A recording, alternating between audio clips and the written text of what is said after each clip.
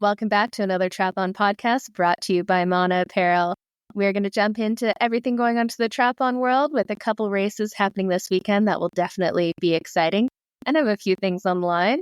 And of course, we're going to roll through our experiences over at the Chicago Marathon. Myself and Josh were out there racing and came at the race from a couple different perspectives, we'll say, but lots of fun was had, and we'll definitely catch up with Fede as well to see how his training and comeback is going.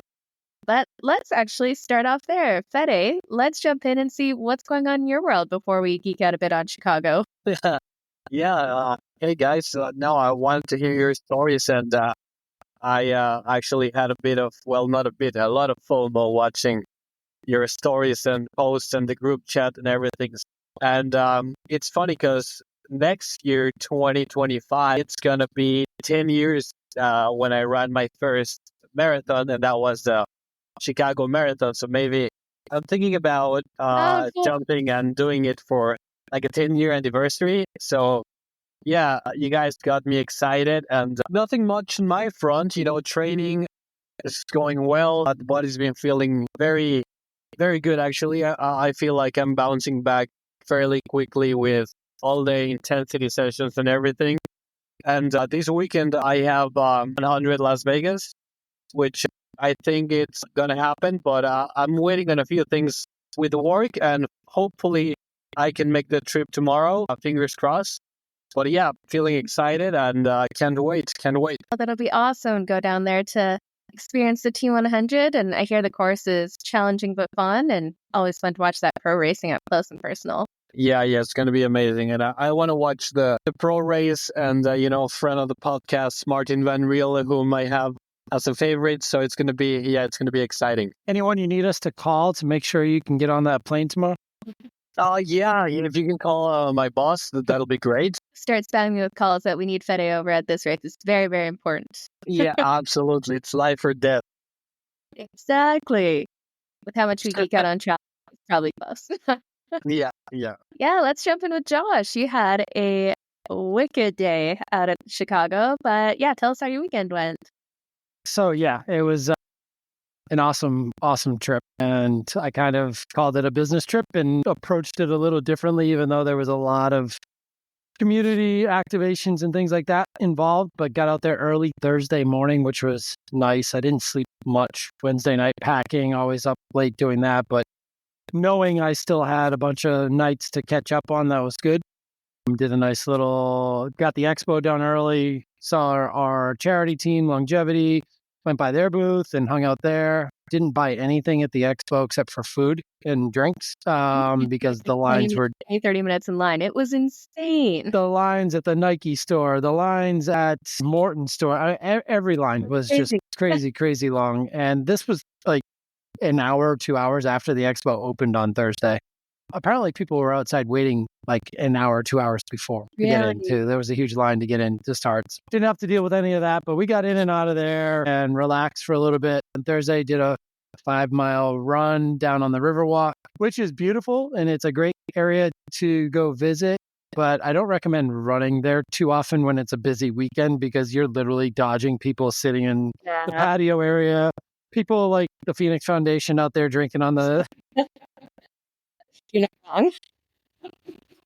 If they were in town yet. So, but it was fun, and ran out onto the lake and finished my run out there. So good start to the trip. And then Friday was literally off day, and chilled in the hotel for most of that. And then went and met some friends in town, a lot of Peloton friends in town that we met up with, and then had a sushi dinner, which I typically am like, I don't want that. But I've read too much about how good it is for you carb loading wise. And, gave in to the wife and our friend Randy and sat down and had an awesome dinner Friday night. And then Saturday morning was my shakeout run. So I had to figure out how to get 50 glass water bottles weighing 65 pounds down to the beach, and did that in my suitcase and all that. But Janine decided she was going to get her 2 miles done before our actual shakeout runs. She could stick around and hang out with the bags and everything while people ran. So we had about 50, 60 people show up for the shakeout run, which was phenomenal. And then just being out on the waterfront in the lake and waves crashing over, there wasn't much room to run in some areas because of that. But thousands and thousands of people, and all of the other shakeout runs out on the waterfront by Navy Pier. And it was just really cool to be a part of that and actually be a part of it and be one of the ones running. I've been a part of that on the outside and just joining to be in on it. But knowing that this was my last workout to really get the muscles going and activate, and did a couple strides with some people. And one of the Peloton instructors, Jeffrey, showed up. Just really awesome dude, and chatted with everyone, took pictures. And then I was, in an ideal world, I would have been back in the room for the rest of the day.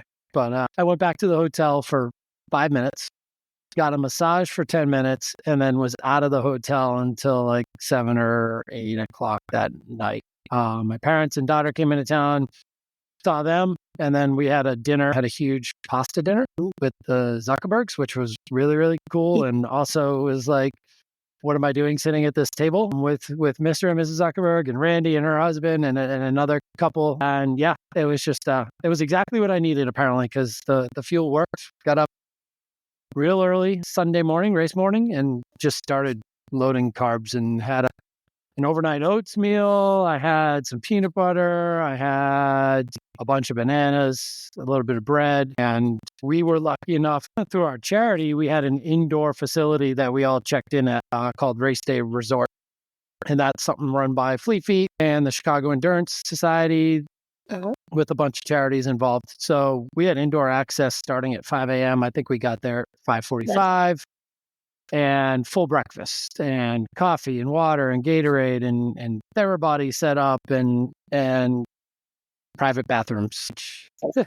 If you've seen anyone if you see anyone who's done Chicago or any big race, but specifically this year at Chicago, apparently the porta potties were a disaster out by the corrals. So I made it 4 minutes before the race start after waiting in a bathroom line for like 40 minutes.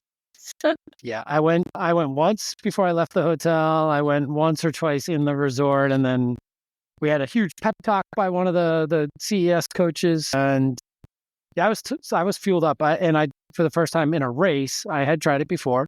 Nothing new on race day, Jenna. I used the Morton bicarb, and I used the Delta G tactical ketone. So I was like, look, we all knew that my training was there. It was done, but it was pushing. If I was going to hit my goal time in BQ, it was going to be, I was like, look, this stuff works. My stomach handles it, and it can only help me at this point. And yeah, let them know, what was your goal pace or goal time going into it? So 7:13 was kind of like, if I can get in 13 flat, I would feel good about that being enough of a buffer from my 7:15 qualifying time. So I also knew that pace was going to be hard to hold the whole time. And depending on how I felt like it was better to go out at a slower pace, progress. In my other really good marathon, that's how I did. I negative splitted. Because of the humidity, I felt like I had an advantage fueling wise, which I did. And there was carnage all over the course. Like 3 miles in, people were dropping. 5 miles. I mean, it was crazy how early people were dropping. Yeah. But the humidity was like 87%. So for me, a 7:24, 7:25 was what we were running. And I ran with the pacers and held on to them the whole way. And then I was like, I wanted to push with, I don't know, 5, 6, 7K left. And I just didn't have it. I was too worried that if I pushed it there, we could be talking 3:30 because I'd be walking 3:25. So it was really, I know I can hang on to these guys and finish 3:14 something. And if I've got anything left, then maybe we got a shot at under 3:14. So 2 miles in, I thought I was going to be one of those carnage too. I felt like a hamstring that I've never felt before. Not a cramp, it was literally felt like it was pulling from the bone. I thought it was done. And I hadn't even gotten to my parents and my daughter yet at mile 3, who they have my first bottle preloaded. So my nutrition strategy was one of a triathlete. I preloaded 3 bottles. I decided not to carry even the first one. So I took a little bit of control out that I thought I would keep in my control. And I gave my 2 bottles to my parents pre-mixed the night before, knowing that, okay, with 12 hours, those things would still be good on ice and it would be good to go there. So they were to meet me at mile 3. They knew exactly where to go, what intersection, and I'd be fueled up enough to get there, not have to worry about running, carrying something and worrying about that to start. So they were not where they were supposed to be. I got by the whole team Wilpers, Matt Wilpers' whole coaching group was there. That's how I told my parents where they needed to be. They weren't. So there's a great video of me running by them. And then I never like fully turned back to the race course because I keep looking to see where my parents are on the left. And they're not there. They're not there. So they were, but they were about 500 feet up the road on the left. So was able to catch them, was able to grab my bottle. Now, the key here is they also had my second bottle, which they were supposed to give to the Team Wilpers group before they moved to mile 13. So in the video and pictures that my mom got of me, I'm literally like pointing back over my shoulder. They're back there, 500. Yeah. Stress of So they found them. They found them because when I got to mile 13, sure enough, there's my second bottle. And almost missed that, but got that. And that was the only questionable decision, but I had from mile 13 to 15 before I picked up my third bottle. So I actually crushed a 500 milliliter, 75 carb, 1600 milligram sodium soft flask in 2 miles. And you can see me in the video pulling up to mile 15 where my charity was, literally sipping the last drop out of the second bottle and tossing it before I pick up the third one for the rest of the way. Yeah, I mean, I hit a lot more aid stations than I thought I would, but they were easier to not have to jump off. I didn't have to cross too much. So I was able to run the tangents pretty well, and even better than the Pacers. I looked at some of their Strava files. They were both longer than mine, but they were really good about leading people to where the aid stations were going to be and not running the tangents as much. So I did avoid following them at all times because I knew that was what was going on. And grabbed 3 Mortons out there, which I didn't think I would do. Had 2 other gels myself. Jenna saw my carb story. It was, I think I ended up taking about 130, 35 grams of carbs an hour in a running race, which is not recommended. But when you practice it and you know your stomach can handle it and the humidity is what it is, I went with it. And then I just kind of added slowly with the Mortons at the back end because Morton, I don't think was out there until like mile 13 or 14 or something like that. So it was late. So if anyone was relying on that, God bless you. But yeah, and just took a lot of water, dumped a lot of water on my head and sipped a few Gatorades in between and got to mile 25 and I had lost a little bit of touch of the pace group. So they had actually pulled, I don't know, 50 meters ahead of me, 60 meters ahead of me. I was always within like 10, 20 meters of them, no matter what. So I started getting worried there, but they were pushing the pace and I knew that. And I actually pulled them back in with about 400 meters left to go. And we had that one last hill up the bridge and passed them on the final corner there. Saw a girl in front of me running literally along the wall. And I was like, I got to get in front of her. She's going to ruin my picture. Needless to say, I didn't realize there's also another 1,000 people finishing at the same time. But that girl, whoever you are, thank you, pushed me to break what ended up being 3:14 and finished with a 13:58, 5 feet in front of her. So if I didn't have that push, as silly as that thought is, and I still had enough left in the tank, it worked. And to be able to get in on my watch, 3:13:59, and then officially 3:13:58. 62-second buffer on my first BQ. And man, just over a year ago, I ran a 450 or 435 and a 333, not even a year ago. And now to be 313 is just insane to me. I know that's not fast for a lot of people, but no, that on the page. Oh, and then I just got a text from my sister-in-law. My nephew was born on 313 at 333, which are my 2 last marathon times. Like what? Like, how crazy is that? So, yeah, I'm happy. I'm stoked. I'm sore for days here. I had 3 days off for the first time, and I don't know how long I had 3 days off. And I'm very appreciative of that. I'm going to swim tomorrow, but really slowly work my way back into it. And then got a couple more running races to do, but triathlon build's going to be back on and going to talk to my coach tonight about our filling out the schedule next year. So. Awesome. Yeah, that was my Chicago. And then late that night, Jenna came and met us for dinner. And in between water, and she can fill you in on how she... It didn't look a lot like dinner from the pictures.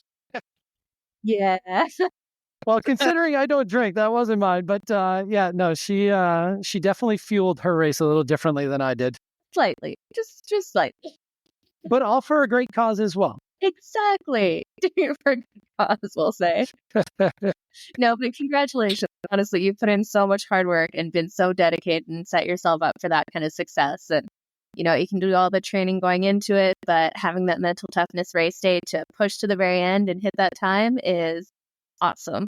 So congrats. Yeah, it felt good. I said it in one of my stories last night, or somebody asked me, how did it feel to BQ? And it really, I put it all out there. The accountability's out there, and I do that for my own benefit, and I also do it to hope that it might help somebody. The amount of messages and texts and calls and replies in social media that I got after this race kind of confirmed all of that. And like building your own personal brand does have a lot of value to it. And that all kind of came to a big ending, or not an ending, but it was my reason for doing it all was very much so confirmed this weekend at that finish line. And I've put a lot of numbers out there, and I think this was probably the best I've come to hitting a number and a goal at a race. I think we said 313 to 315 and literally smack dab right in the middle of it. And it helps people see you work hard and then actually hit your goals, and it makes them believe that they can maybe do it a little bit more than you just going out and running out crazy numbers. Absolutely. No, that's so good to see that you got that positive response too. And it's fun when you build that kind of community and just inspire each other. That's why I've done so much on social media. It's just I've been inspired by so many people. So it's kind of fun to share in that too. Absolutely. And yeah, I got to feel a little more involved in this Mana community with some of the numbers those guys are throwing out there. So it was cool to actually have one of the best numbers of the weekend of the entire Mana community. Well, my experience was slightly different. While Josh put in all the time and the training and the dedication to get into this race and planned for it for quite a while, 5 weeks ago, I got a call that there was an open spot for a charity spot and asked if I wanted to come do it. So I said yes. It definitely makes a difference when you train for these things. Absolutely. I think this year, all year, I was training for short course duathlon. I think I did 3 runs over 15K this year. Any other year would have been Ironman training and be no problem to jump into a marathon. So that made it kind of a fun adventure to do something a little bit different here. And I was running it with the Phoenix Foundation with it's Chris McCormick partnered with this really cool guy, Seba, who just wanted to do something philanthropic, and they help get kids into sport, run a bunch of children's events around the world. They also help underfunded Olympians get to the Olympics as well. So they're definitely doing lots of good to just make sure that kids are supported and feel comfortable doing sports. So it's definitely something I'm very happy to be a part of. But the thing with the Phoenix Foundation is it's definitely much more of a lifestyle racing and just going for the cool experiences of doing hard things in cool locations. And it was fun because everyone in the group, except for one, I had met before at different events. And it was more of a enjoy the food and wine and do a marathon as well. So it was a lot of very good food, very good wine. Got to see a lot of cool restaurants in Chicago, which was definitely a blast. And it was fun because it was such a multicultural group. We had someone from Australia, someone from France, someone from Russia, someone from Poland, France, and then myself from Canada. So it's just kind of cool to meet up with these people all over the world that are from all over the world too. And unfortunately, I did not make it out to Josh's shakeout run because too much partying. There was a lot of good wine and champagne and food on the front. I think the last message I got was, it's only about 1.5 miles from my hotel, so I can probably just jog there. I might be able to stick by and hang out and say hi to you for 5 minutes. And then it was, I slipped in. Yeah. Understood. My shakeout run was definitely a little bit later. That's, what, I haven't done something like that in so long. Usually when I go into races, I'm super fit, super well prepared, trying to chase after a win. This was kind of fun to experience it from a whole different perspective. It's about, instead of with endurance sports, so many times we skip those types of things, like having the good food, having the good wine, seeing new locations. It's just all so dialed into race day, which is how I've been for the last 10 years. So it was fun to do something a little different and actually enjoy and explore the area that I was in, being somewhere new. And then race day, doing the same thing, like just never getting to that pain point and just participating and experiencing it in there. So it was kind of fun to do something a little bit different, and definitely helps to be with a great group. So you all just kind of explore around together and have some fun with it. So be least stressed. I've been going into race day. It was one of the few races where it's like, time doesn't matter. Just go out, have some fun. I was blown away by a couple things. One, that expo, the lines were absolutely insane. I mean, still like Ironmans are the biggest races I've done. So that's like maybe 2,500 people. 50,000 runners was just mind-boggling that there's so many people doing this event. But even crazier was around the course the entire time there were crowds. Like there was not a section where there wasn't people lining the course, yelling, cheering, DJs, music playing, street performers, bands. That was so cool. Did you get to kind of experience some of that or take some of that in, Josh?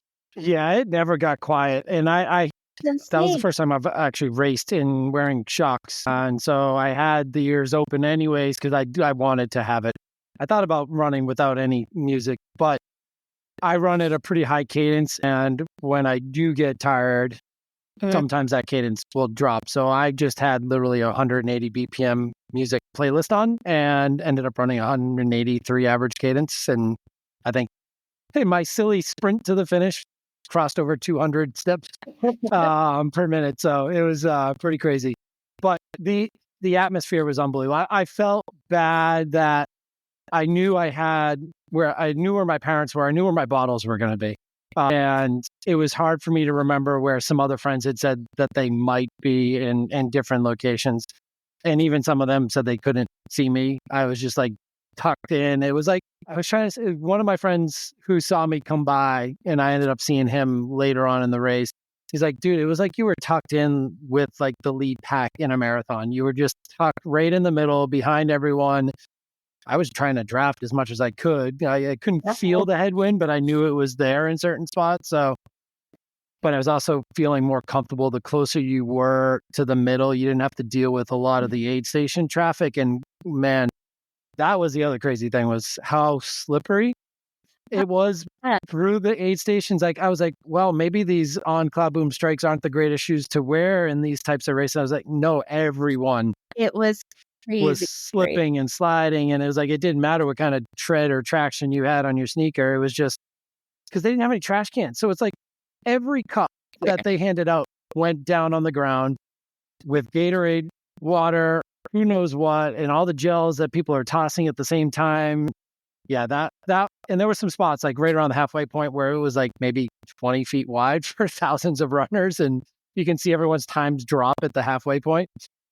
But yeah, it was pretty epic with all the different neighborhoods and nationalities and bands out playing, and then the activations on the courses too, by Nike and by Adidas Running and by On and all the different brands in their different spots and locations and what they were going on. But if you haven't seen any pictures of the race, I'm sure you will notice if you have. The amount of Nike advertising and the quality of it was epic.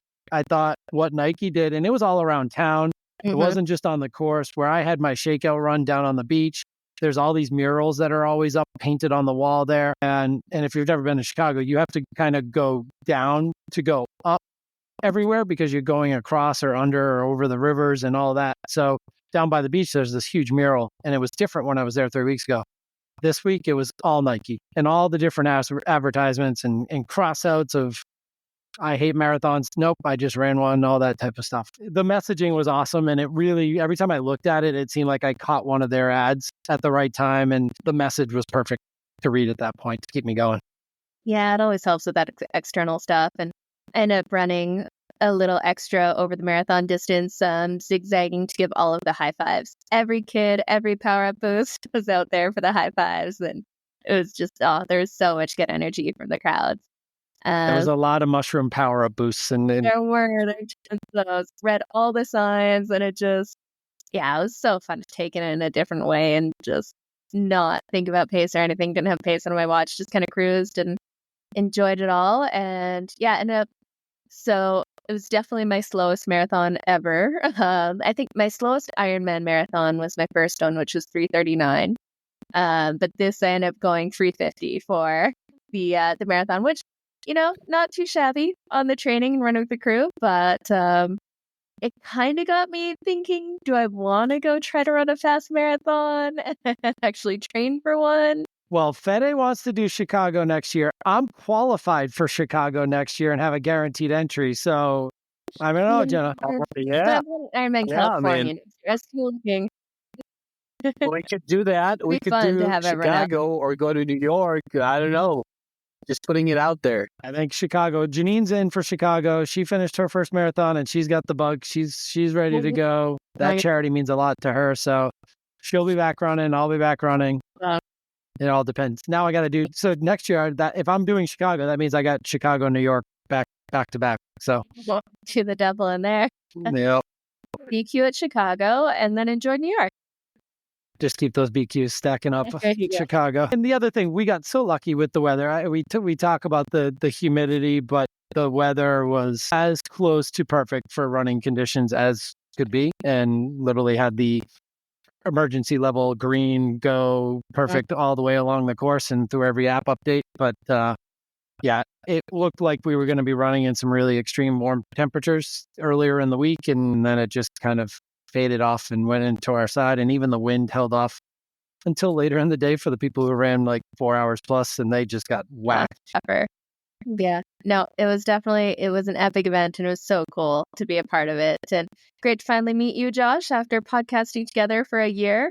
Definitely stopped by and said hi to you guys, and it sounds like you had a little bit of a quieter night. I mean, all my nights are quiet these days. It's been 5.5 years since I've had a loud one, but it's still enjoyable to me to be out. And but after dinner that night, I was still up and same thing I did the leaving to go out there. I was up packing until 1 or 2 o'clock in the morning after running a marathon, got the boots on finally, and then was up and out at 4:30, 4:45 in the Uber to the airport, which at least at that point, it's only a 20-minute ride to the airport, because anywhere around Chicago takes an hour to get normally. Oh my God, it took like an hour 15 to get from the airport to the hotel the first night there. 20 minutes at 4:30 in the morning. Yeah, it's 4:30 in the morning.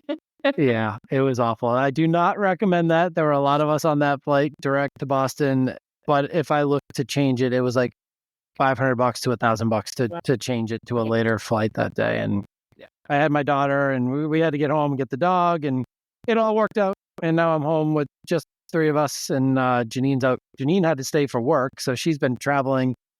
She was in Chicago last night. She flew to DC. So I'm exhausted, so I can't imagine how tired she is traveling around still and working.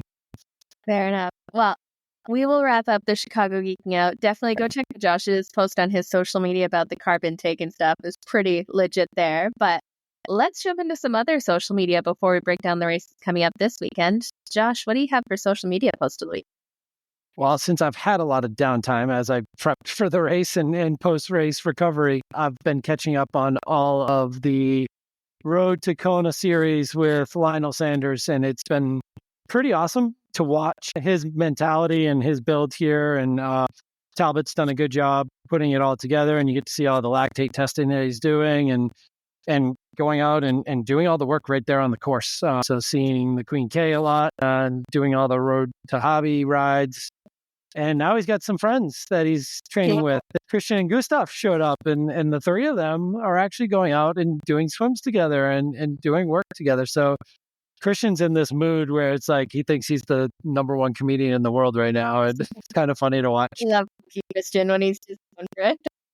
Absolutely. So my social media is actually a YouTube plug for Talbot and Lionel and all their stuff. And it seems like Christian and Gustav are going to be grabbing some content for their pods as well. So just keep your eyes on all Kona content from here on in. Unlike Nice, this thing gets publicized a lot, and a lot of the athletes are there already or starting to show up this week. And I think we're 11 days out, 10 to 12 days out. So I mean, I just wanted to add on top of that, Josh, how funny, well, I don't know if you saw it, but how Lionel kept talking about doing this for himself and not comparing himself to any other athlete. And all of a sudden, Gustav and Christian show up, and he's like, "What's your lactate? Let's compare it. I want to see what's mine at that intensity." Yeah, and even before that, he was like, well, if Christian's doing like 110-mile bike and then running a marathon off of it as a workout, like, why can't I do like 2/3 of that? Or he's just trying to reason with Talbot, and the lack of actually having a coach is starting to come through again, but we'll see how it plays out. We all know, man, if he could swim, all of these conversations would be different if he was a somewhat better swimmer and coming out of the water closer to them on the bike. His biggest question is, how hard can he push on the bike, and where does he want to start the run? And that's what I think this training has been all about. But yeah, as soon as those guys showed up and Gustav's like guessing what Lionel's lactate is, and Lionel's like, yep, that's probably about right. And they're like, how do you know? You didn't even take a test. He's like, this is how I feel. I know. I mean, how many tests have we taken since we've been here? Man, I love it. You know what else would be interesting with Kona?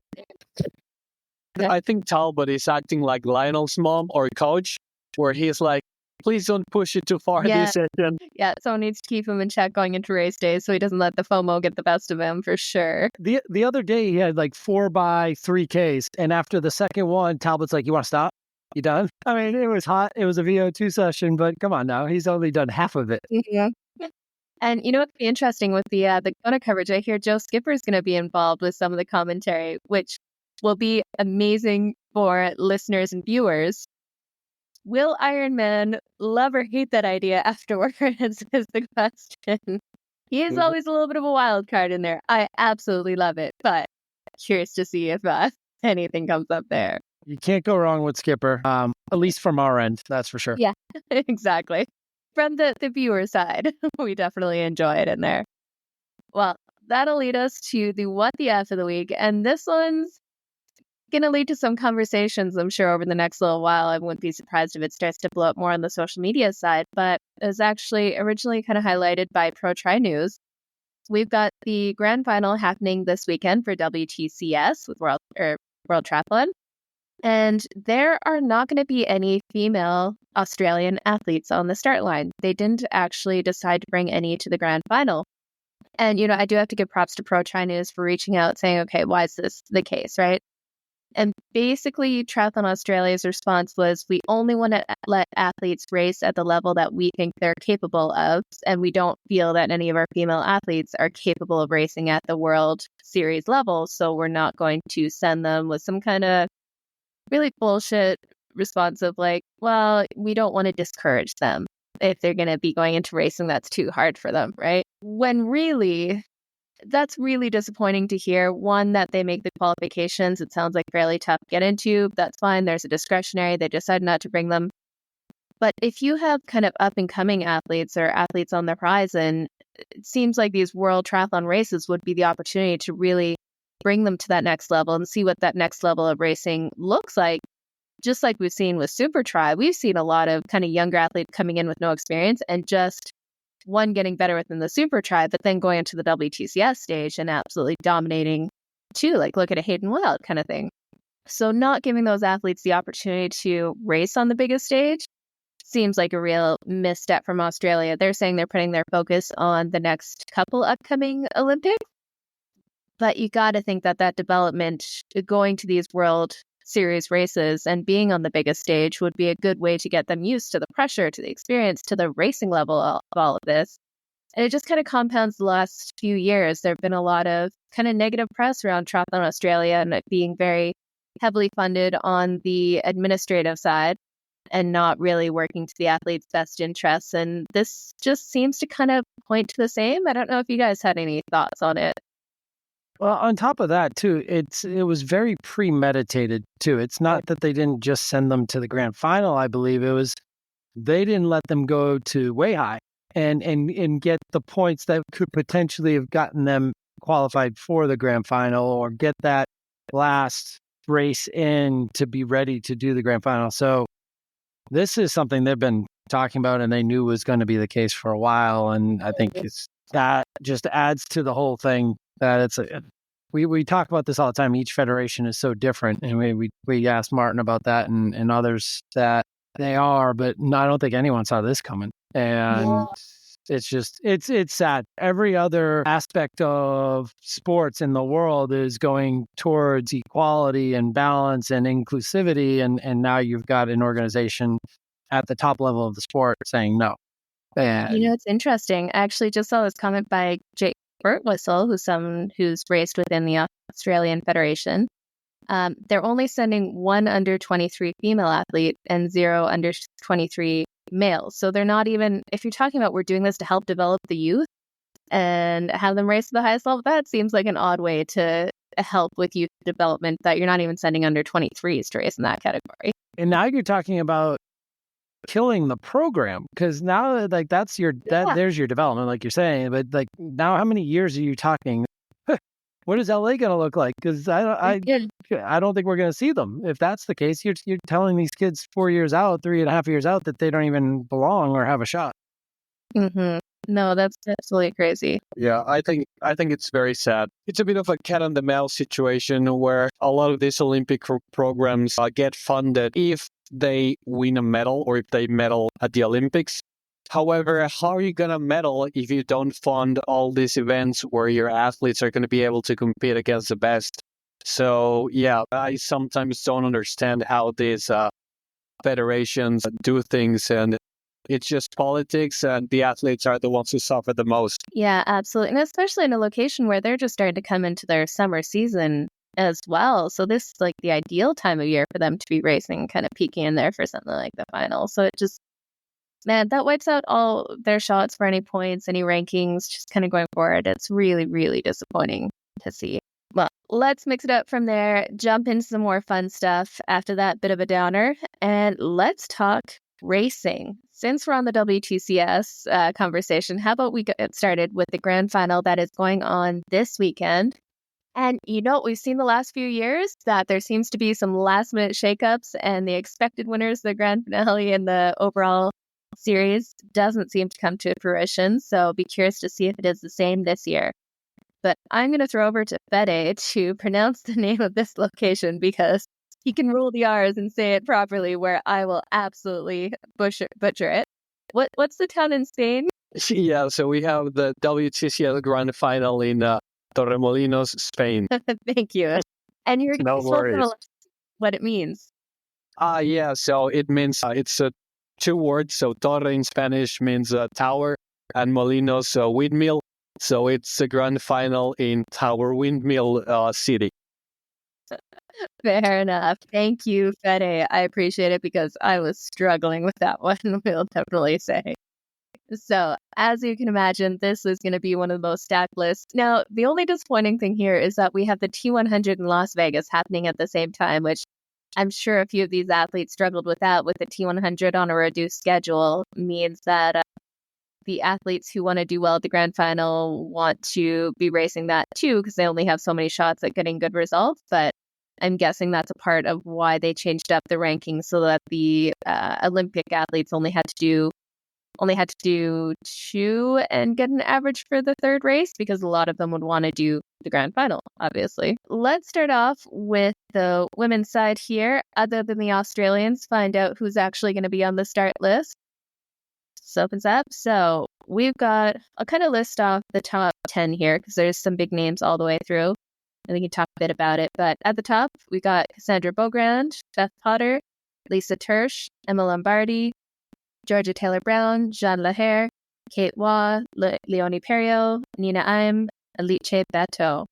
So it should be an interesting race. We've seen, Cassandra Beaugrand, she's kind of super on or not really there, but it definitely, when it comes to the WTCS and the Olympic distance, she's been performing incredibly, like at the Olympics. But we have Beth Potter is right on her heels. So I think it might come down to whoever wins this or is a spot in front of the other person will take the win there. But what do you guys think about some of these names on the start list? I think we're going to see a very similar race to Weihai, and I think it's going to come down to Tersch and GTB. I mean, Georgia Taylor-Brown just is in a different world right now, and her confidence level, and with everything she's doing in Super Tri, And then to back it up at the last race and be right there in the mix again, I think she could take this home. I mean, just the season she's having post-Olympics is pretty epic right now. But at the same time, Tersh was just like light years ahead of everyone in that last race when it came to that run. So I don't see anything different from this to that. But like you said, Jenna, we could all be surprised at the end of the day. And here comes Cassandra. I mean, who knows what type of fitness they're going to be in on that given day. But I'm going to go with Tersh and GTB and probably that order. Well, and the tough part is, so Georgia Taylor Brown, she's about 500 points behind Cassandra Beaugrand.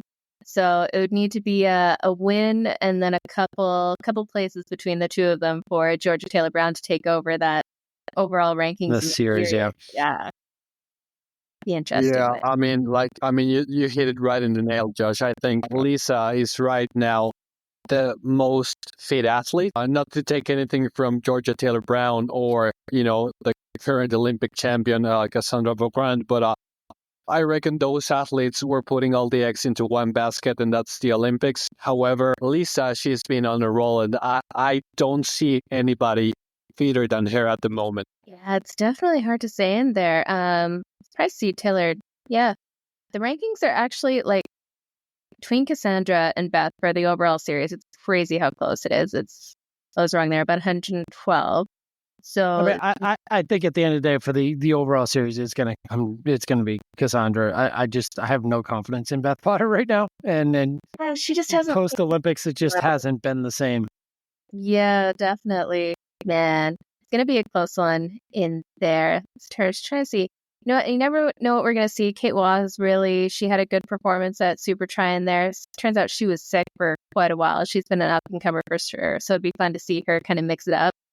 And when Leonie Perriot is on, she's definitely up there as well. Curious to see. I don't know. Is Georgia Taylor Brown, is she going to be tired from the Super Tri racing, kind of being at that top at that shorter distance? Or is she just going to come crush it like she used to regularly at WTCS series? I mean, she wasn't in way high, and we're talking pretty much similar break in between races with Toulouse being 2 weeks, right? Out. So I'm pretty sure she finished second there behind Tersh. So you would expect that short sprint distance at Super Tri level to have an impact, but it didn't seem to. I think, like Fed said, I mean, she's just at a different level of fitness right now. But what that does mean is somebody like Tersh, who's not doing Super Tri, is at another level on top of that. You know what? I think I'm going to go Cassandra Beaugrand. I think she has gotten the mental side down of kind of peaking and being in the right headspace for the events that matter. Yeah. And something like the Grand Final, I think she wants that overall series winner, which will definitely, with some of the names right behind her, I think it'll take that peak performance to get that series win.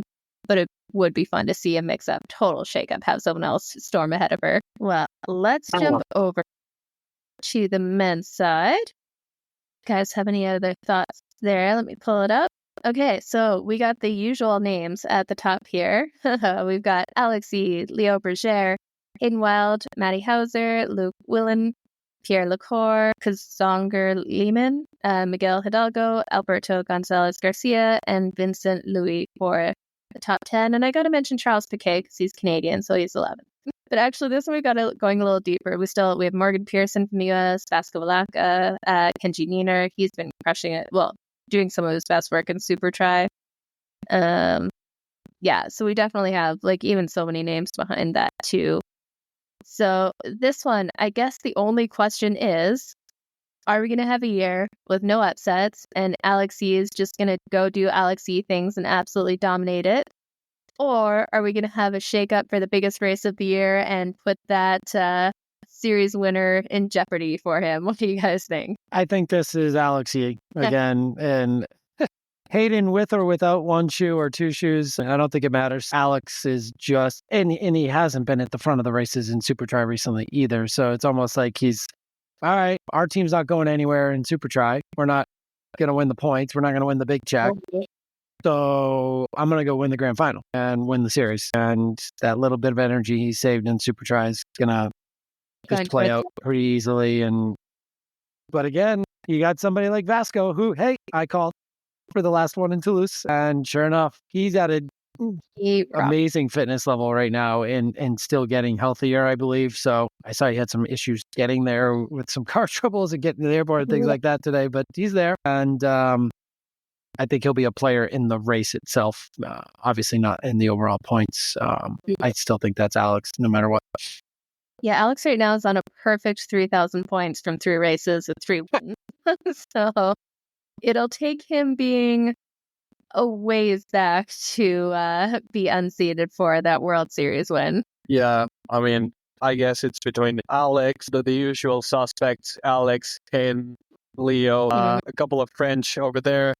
But yeah, I'm gonna go with I'm gonna go ahead and pick Hayden. I think he's a bit hungry after that Olympics, and yeah, he lives to give the people a show. I think it's gonna be an amazing race, and he loves Spain, so yeah, I think he's gonna be in it to win it, and actually use that race as a bit of a stepping stone towards 70.3 Worlds, because I know he's on the start list, and him and Kyle Smith are 2 Kiwis that are probably going to be super hungry to win at home. But yeah, let's leave that for later. But yeah, I think Hayden's going to win in Spain. Well, this time he just needs to keep his shoes on. Yeah, true. This is true. If people don't catch it at Super Trying Toulouse, if you watch the coverage, he heads into the short chute with a shoe, and then they round the corner and he's got 1 shoe. And ran down the finish line with 1 shoe. And there's some serious stack on some of these shoes these days. So that makes for some interesting run dynamics. You got to ask, could he have taken that sprint if he had 2 shoes next week? Maybe we'll see him running the Chicago Marathon, like the barefoot guy who ran it and the guy who ran in heels. And I mean, I saw that guy in the heels on the course. What? He even had a spare set of heels on his back in case the first set broke. And they were duct taped to his feet. Yeah, he was running for a charity that gives a lot of money to women of domestic violence. That's what, yeah, craziness. I was wondering about that. I remember seeing him. I was just like, what is that? There were some crazy costumes out there, too. Oh, definitely. You know, I really think Alex E is going to take it, but let's throw a spanner at it and say Leo Berger is going to have another upset and take the race in there and just have a blinder of a day. You know, but how cool would it be to have, like, Vincent Louis? He's probably not long. Well, he's not long for the WTCS series. This is his last race, I think. He's done with the French Federation after this. How cool would it be to have him, like, just come back and have a blinder a day and go win the grand final and call it a day for his short course racing? And GTB win on the other side? Yeah. That would be epic. I don't think it'll happen, but it would be awesome to have happen. It can. Certainly can. But yeah, it's hard to root against or vote against Alex right now. Yeah. So Alex is like 427 ahead of his closest competitor. So the top 10 for the series for the men's is Alex E, Leo Berger, Hayden Wild, Matty Hauser, Luke Willen, Pierre Lacour, Sonner, Lehman, Miguel Hidalgo, Alberto Gonzalez, and Vincent. Or it might be, and Vincent Louis. So basically the top 10 of the start list, because they're ranking them that way. No. But we will see what happens there. Any other thoughts on the men's race in the place that Fede pronounced? And that Jenna has the membership to watch the telecast of. Oh, man. Okay. Well, we'll definitely see how that shakes up and see if we have any crazy upsets for the grand final. We definitely have some very strong favorites in there, but it's always fun to see race day happen and see how it shakes out. And luckily, I will be in town for both of these races. I forgot to mention, head out to Kona on Sunday. So I'm going to go. Turns out running the slow marathon was good because I'm going to go do a training camp in Kona, and the body, bounced back. It felt like a tough training weekend for an Ironman. So ready to go do some training in Kona instead. So both these are happening on the 19th. And I think actually with the time change, it might be the 18th for ours. Yeah. As soon as I pull up the Triathlon Live TV, it starts playing an advert about the race. But let's dive into the other race happening this weekend is the T100 in Lake Las Vegas. Now, this one's definitely going to be one of the weaker fields of this series because we have, again, that grand final going on for the short course athletes. And then on the men's side, we have the Ironman World Championships in Kona going on. So for the men's side, they have, I think last look was like 10 wildcard sevens there. So it's going to be a very different looking field than we've seen for most of the series. But that also, at the same time, left some room for some of the wildcards who have definitely been shaking up the racing and keeping it interesting, because we have seen a shocking amount of the wildcards actually being at the front of the race, winning them, affecting it, and that's definitely made it a lot of fun. But let's start this time with the men's list with some surprise names on here. Start out, we got Martin Van Riel, Sam Long, Yuri Kulin, Mika Newt, Alistair Brownlee, Peter Heimrich, Matthias Margier, Frederick Punk, Aaron Royal, Jason West, Josh Amberger, Maximilian Spurl, Max Newman, Yeli Geens, James Teagle, Mark Dubrick, Justin Riale, Eustace Nieschlag, Henry Schumann, and Nicholas Mann. And I'm pretty proud of my pronunciation on most of those. It's very good. A number of the wild cards there. What are your guys' thoughts? It sounds like I was asking Martin about the course, and he said it's fairly hilly and rolling in there, so it's not going to be a flat drop fest, which we're excited to hear, especially now that they're actually giving out penalties at the T100. But what are your guys' thoughts on this race going in? I think from everything I've seen on social media and previews, there's been a few people out in Vegas doing recon, and it looks like it's going to come down to that run course again, too, because I think it might not be a flat course like Miami, and it might not be a hilly course like San Francisco. So I still think we're going to get some people working together on the bike. I don't think we're going to see Sam Long coming all the way through the bike course because of that. But at the same time, it's going to come down to this run course, which is pretty epic from what I've heard. And some people even saying it's the hardest run course that they've seen. So it is through a golf course, which is interesting, but apparently it's a very undulating golf course. And there's some areas that could get pretty hard with some of the climbing that you got to do. Yeah, and that's always fun to see when we have a bit of a shakeup and it's in not just flat and fast. We definitely seen that having interesting courses like Alcatraz makes it a lot more interesting.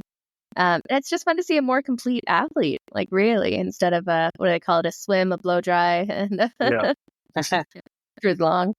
And it's not a downtown race either, too. So it's going to be a little bit different than some of the other races in terms of the atmosphere, and it's just going to feel more open to the viewers, too, whereas everything else has been pretty tight in city setting or on a racetrack. Yeah, absolutely. How about you, Fede? What do you think? I think, I don't want to repeat what you guys said, but I think it's going to be a very different race in terms of who's going to come on top. And I think this course favors the complete triathlete, so like swim, biker, and runner. I don't think it's going to be like you said, Jenna, or like in terms of like, I remember Andy Potts mentioning that IT racing was just a wet run. So I think it's going to be very interesting, especially on the bike, with the likes of Martin Van Riel, Frederick Funk, which, by the way, we've had both of those guys on the podcast. I think Ali Brownlee is going to make a big impact on that bike course. And Sam Long as well. So it's going to be interesting. And definitely the undulating course may actually suit those strong bikers so that they can actually get away from the super fast runners. So I think there is, it's going to be not a super stacked field, but I think the course is going to make up for it in terms of making it a way more open and exciting race to watch. Yeah, absolutely. Now, who do we got for picks in this one? I don't think it's going to be an easy one to choose in here. And with all of these wild cards, you never know what we're going to see for someone coming out of nowhere, which has been the theme of this season. Why don't we start with you, Fede? Who do you think has it this weekend? I mean, well, thank you for picking me first, because I'm going to whom all of us were going to pick. So I'm just going to pick for the three of us. And I'm just going to go ahead and choose Mr. Martin Van Riel. The real deal Van Riel. Yeah, that is hard to bet against here. He's, just been on a tear for sure. Who would you have in second, Fede? Frederick Funk. That's a better question. Fede's favorite band, Fred Funk. I'm going to go Martin, Frederick Funk, and I'm going to throw a dark horse with Josh Amberger in third place. Oh, interesting. A real dark horse based on his season. Sure. Okay, how about you, Josh? Who, other than Martin Van Riel, do you think will win? Other than Martin Van Riel, man, I'll leave Alistair to you, Jenna. And go with, if there's going to be an upset, I think it comes from either Mika or Sam. So I'll have I like it. Mika Newt on, Sam along 2, and Dubrick. Now, this is all after Martin, but the 1, 2, and then my dark horse would be Dubrick, because I think the swim run aspect of this course is really on his side, and the bike gains are coming along since he was injured and got some of the aero stuff dialed in and new bike and all that. So Dubrick's my outside dark horse to potentially jump in the podium. Yeah. You know what? If there's any hope of Alistair winning, I can't pick him. It just hasn't worked yet. I think we've finally given in here. Yeah, I think Martin's got the win there. But you know what? I'm going to say a Sam Long. He does well in the desert. We've seen it at St. George, and I think he's maybe gotten fired up a little bit after that Ironman win. It's a tough change to go from Ironman back down to the short distance here, but with this field and on a tough course, he is definitely a strength athlete. And something with a hilly run and a hilly bike in there, I think he can make some time up on a lot of people there. Close to home, too. Yeah, that's always easy when you can just drive over somewhere, make that trip so much easier. You know, I'm going to go for one of the wild cards. Yelly Geens. Martin Van Riel was talking about his old training buddy there. He used to push him. So let's see, maybe he can just tack on to Martin and stick with him throughout the race there. They're training part of the training group and see if we can get it done out there and give it a little bit of an up. Yeah. I like it. I thought about it. Mm-hmm. He's gonna add another layer of intensity into the race, because people overlook Yeli's bike ability, but he can ride a bike. Like, for a small guy, he can ride a bike, and if he manages to come off the bike with Martin and those guys, it's gonna be all about how much damage did they do to Yeli's legs, because on paper, there's not a faster runner than him. He's crazy. When he's on, his run is insane. And if you want any extra coverage of this race ahead of the weekend, Justin Rielli's done a whole bunch of on-course video, kind of like Lionel's doing in Kona. So Justin's been there. He's worked out with MVR and Aaron Royal as well, but Justin's got his own little YouTube channel that's been covering a lot of the different aspects of the course as well. Awesome. Good to know. I'll have to check that out. And as we're talking, I'll give you kind of the top 5 ranking going into, we've got this race, and then I think it's just the series finale after this, right? Yeah. So right now we've got Magnus Ditlev at number 1, which it feels like it's been a while since he's had a great result. He was definitely early on crushing the Miami T100 and then a couple 4th places in San Francisco and London. He's still up at the top with that consistency. But we got Magnus Ditlev, Kyle Smith, Sam Laidlow in 3rd. Martin Van Riel still in 4th, but he definitely has the opportunity to move that up here, considering he's got 2 wins. If he wins this, he's going to be pretty untouchable for the series overall. For his 7th consecutive win in the T100 / Ironman world.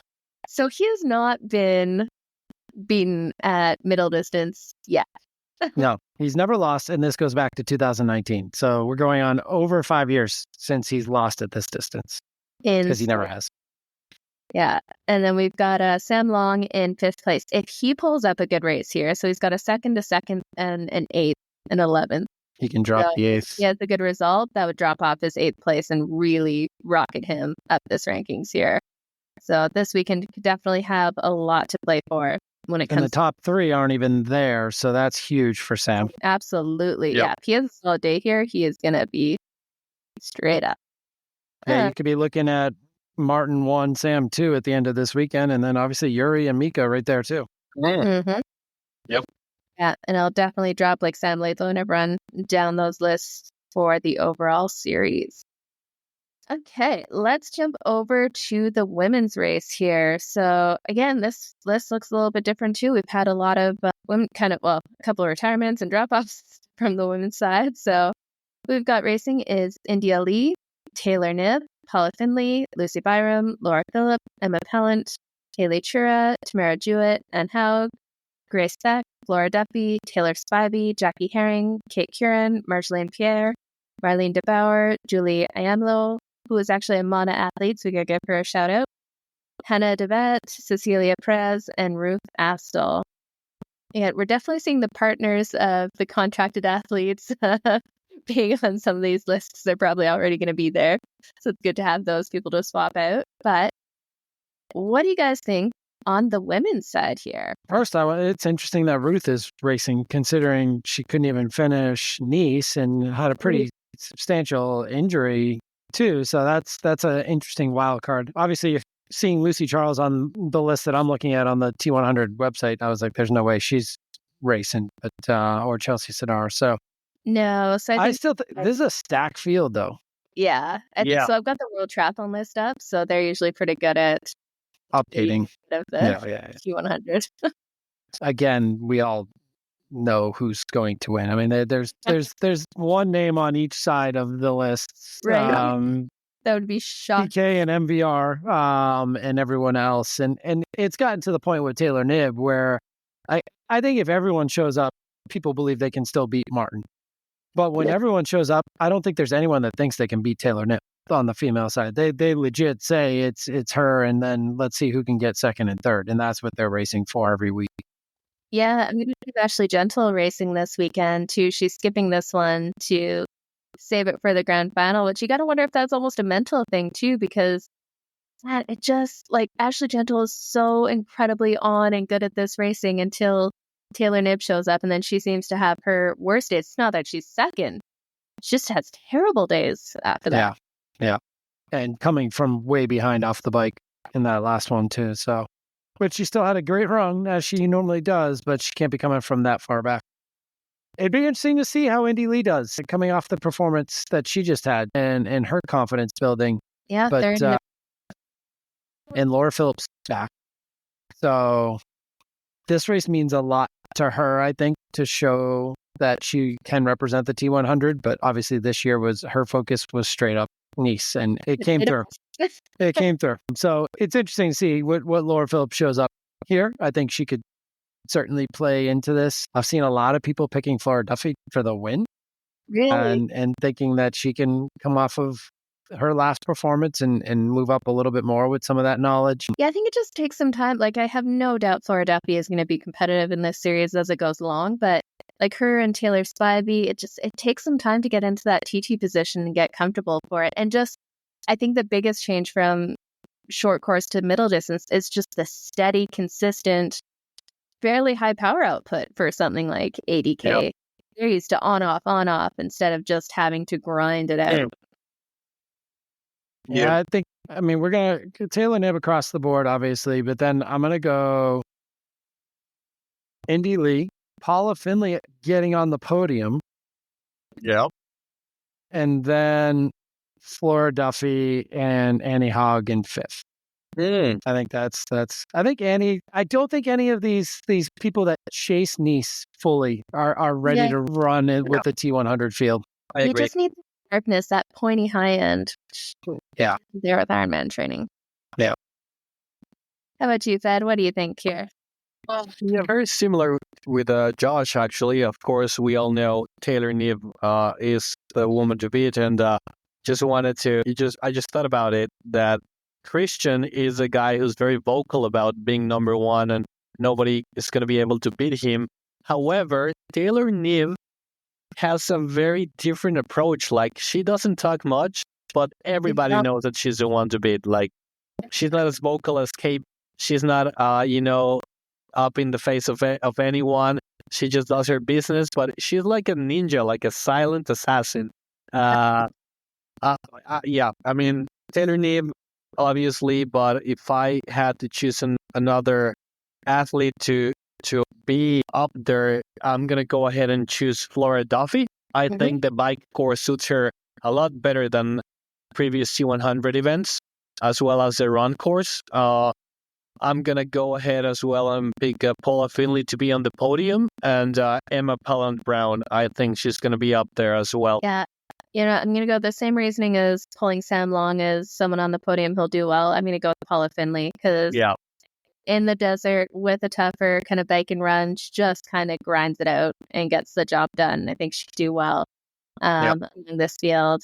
And then, India Lee, it's hard to go past when she's not sick. She had that blinder of a race. And if everything's fit and firing right now, then you could absolutely see her going up there. It's hard to see Laura Phillip, be interested to see how she goes recovering from that big performance, but also the mental side of it. It's got to be hard not to check out after just reaching a goal that you've been chasing for so long and going 100% into. It's that's got to be tough to get back to. And, wild card, which sounds crazy to say, anyhow, see if she I know she didn't have a great race last time, but maybe she's had some time to process the World Championships not going the way she wanted to. She's obviously crazy fit. So it'd be cool to see her do something at the T100 series.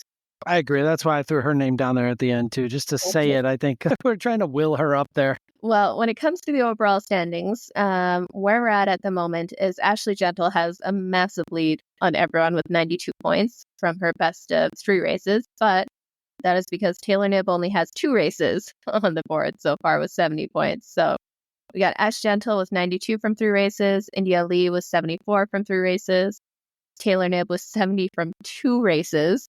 The only one in the top 10 with only 2 races. And then we got Taylor Knibb, then Simmons. Lucy Charles only has 2 races too, which is crazy.